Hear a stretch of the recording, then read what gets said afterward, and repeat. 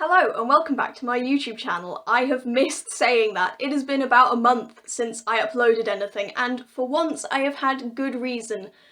My phone broke. I use my phone to film my YouTube videos and it just straight up broke and there was nothing I could do about it. So got a new phone and then my ring light broke and I just decided I'm gonna work with it. So we may have some changeable lighting, we may have some dodgy lighting, but I am just gonna deal with it because I realised that I've actually very much missed making videos, which is odd. I didn't think I enjoyed it this much. I mean, obviously I enjoy doing it, but I hadn't realised that it was something I got so much, joy out of making and then editing and then uploading. So yeah, it's nice to be back.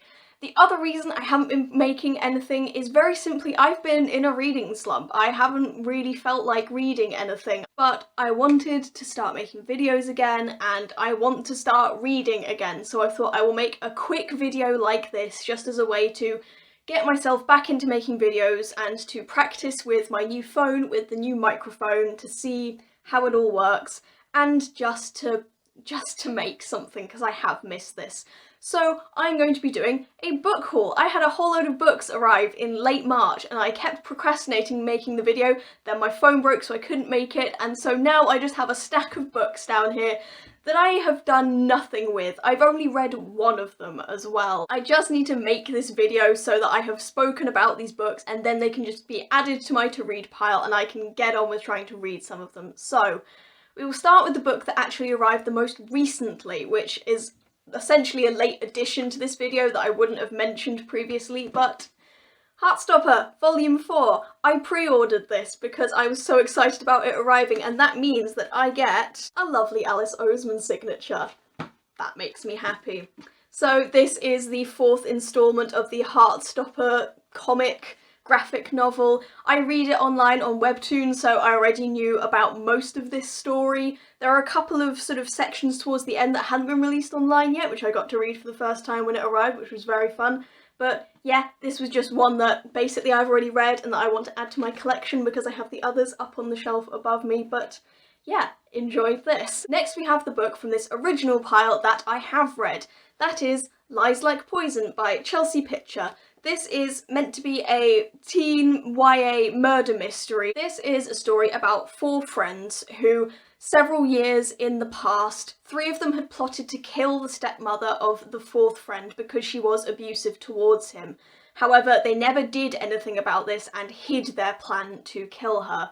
But now, in the present day, the stepmother has been killed, specifically by a method that was listed on their plan, meaning that the friends are now under suspicion. In the several years that have passed since they originally made this plan, their dynamics have shifted quite a lot. Some of them aren't friends anymore, some of them outright hate each other, others are now dating, others had dated and then split up. It's very messy.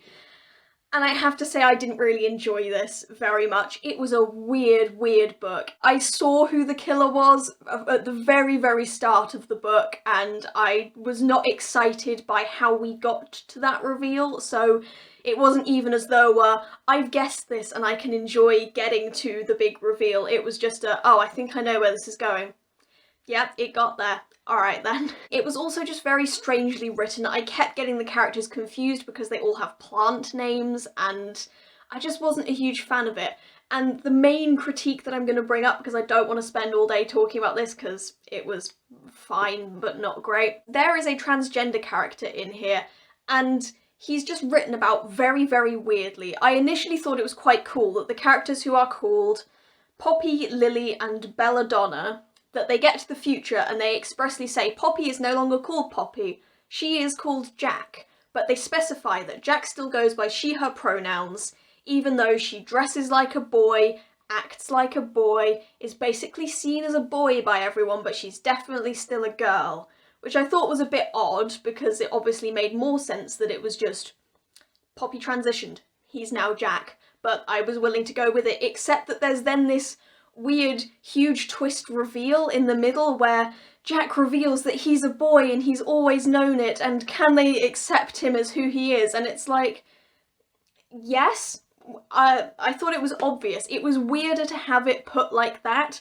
and I thought in some ways it might even be potentially insensitive because it is so clear that Jack is trans, that they start out by trying to pretend that he's a girl, in effect, and then later have this big reveal that is of no surprise to anyone, even the characters in the story. I just found it very, very odd, and yeah, I didn't think this was written very well. The teen relationships were just too dramatic for me. I'm not about that stuff. I'm not about dramatic, you betrayed me, but I loved you kind of stories, and this had so much of that in it. Yeah. I kind of want to reread Chelsea Pitcher's first book now, because I bought this because I had very much enjoyed her first one, which was This Lie Will Kill You. But now I'm thinking maybe I won't enjoy it as much. I remember finding that book confusing as well when I first read it, and I found this confusing as all hell as well, although that was mostly just because the characters are really, really odd and almost indistinguishable from each other, and it's just very strange. But yeah, I bought it, I read it, this'll be leaving me now. The next book is Such a Fun Age by Kylie Reid. I am sure you will have heard of this book because I know it has been fairly widely talked about online and in the real world. This is the story of Amira, who is a black girl who babysits a white child for a white family, who is arrested, I think? Apprehended, it says on the blurb. We'll go for apprehended. She's apprehended by police when she takes the white child she's babysitting out of the house because they assume that it's not her child and therefore that she must have kidnapped it. And so this is a story about privilege and racial inequality, and especially about the mother of the white child and Amira discussing their differences and discovering things about themselves and each other in the process, I believe. I'm describing all these books based on the blurb and what I've heard about them because obviously I haven't read them yet.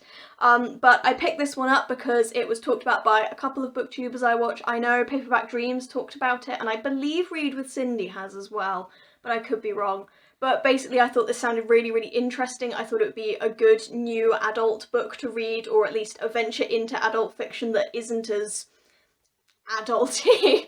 But yeah, I am excited to read this. Next we have Who Put This Song On by Morgan Parker. This is one that has been on my list for a little while. I found one of those lists online, I will link it below if I can find it, that was detailing excellent books written by black authors with black protagonists that you should check out. This one really, really spoke to me. This is the story of a teenager, also called Morgan, who is just really, really sad. What does it say about me that I therefore wanted to read this book? Basically, it is about a teenager called Morgan who is black and feels distinctly outcast by everyone that she is around. She is in therapy, she is depressed, and she just doesn't know if/when life is going to get better, and I believe this story is essentially just about her coming out of her shell, learning who she is, and learning to enjoy life again. And I thought this sounded like a really, really interesting book, and especially that I like reading a lot of books around mental health and teen mental health struggles, but I have never read any by black authors aside from Little and Lion by Brandy Colbert, which I absolutely adored. So I am very excited for this. I have high hopes and I hope they will be met. This sounds exceptional. It also says on the blurb that this is based on the author's own experiences and especially from her own diary entries. So I am very much looking forward to, as I say, a realistic take on mental health, especially from the perspective of a black person, because I haven't read a huge amount of that. Next, we have two books that you will almost certainly have heard of. A Gentleman's Guide to Vice and Virtue and The Lady's Guide to Petticoats and Piracy by Mackenzie Lee. I picked these up because the first book has been on my radar for quite some time. I very much enjoy historical fiction, I very much enjoy queer fiction, and I thought it'd be very interesting to read. The second one came up on my radar because when I was looking through different reading challenges on Storygraph, I saw that someone had set up one for reading asexual and aromantic fiction, and that this book had been listed under asexual representation by someone. I will link the reading challenge below in case you want to have a look, in case you want to look at some books that have some asexual representation. And so I thought, here we go, this is my cue. Buy both of these books, read both of them, enjoy them, and I'm very much looking forward to them. They are thick books, but because I know they are so well loved, I think these might actually be a good one to get me out of my reading slump. Sometimes just having a really huge book makes you want to tackle it more in a weird way, and I very much feel like this will be the case with these two books especially. I've heard plenty of good things. I've heard that these are some people's favourite books, and so I'm very much looking forward to giving them a go, seeing what I think about them, and just generally having a fun time. More than anything, I think these two are going to be really fun books, and I am all about that. I've been reading plenty of rereads recently, so something that will get me excited about something new sounds like an ideal strategy. Next, I have Wonderland by Juno Dawson. This is a retelling of Alice in Wonderland, and it is based around party culture, I believe, and sort of dark academia style stuff. This is the best way I can explain it. I just saw it recommended somewhere. This sounds just the right side of Uncanny Valley for me, and I really like interpretations of classic literature, particularly if they can be done in a really original, fun way, and I thought this sounded excellent. Next we have Dark and Deepest Red by Anna Marie McLemore? I'm not sure how to say her last name. Anyway, this is basically about the dancing sickness in Strasbourg, which, if you're a fellow sort of noughties baby and watched Horrible Histories like I did as a kid and they did that dance fever ad, you'll know what it is. If not, basically it was a big sickness in France that made people dance frenetically for days on end till they died of exhaustion or dehydration. And this is supposedly about two families, both of which had ties to this event in the modern day, dealing with the repercussions of those associations in history. In particular, it is about a boy whose family is held as responsible for the disease, who ends up being the key to solving the mystery of this pair of shoes that get stuck on this girl's feet and cause her to start dancing uncontrollably. Sound familiar?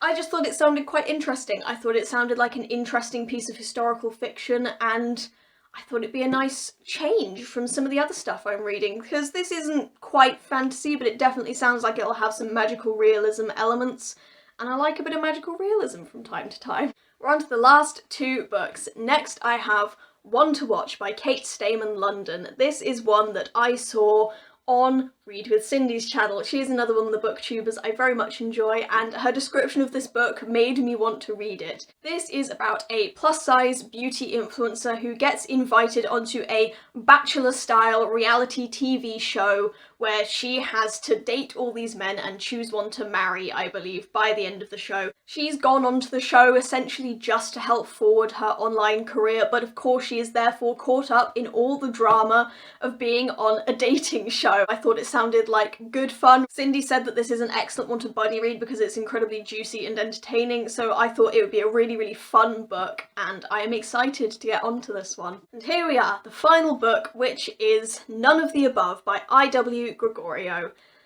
This is one that I have picked up exclusively because my significant other recommended it to me. My significant other does not read a huge amount. In fact, I believe they've only read a couple of books since I've known them. However, this is a book that they have recommended to me multiple times, and so I thought I would be remiss to not check it out and see what I think. None of the Above is about a girl who is just finishing up high school, and she basically has everything she could ever want. She has a lovely boyfriend, she's prom queen, she's got great recommendations to go to the university of her choice, but then on the night she tries to lose her virginity, she discovers that something is not as it should be with her body, and she discovers that she is intersex.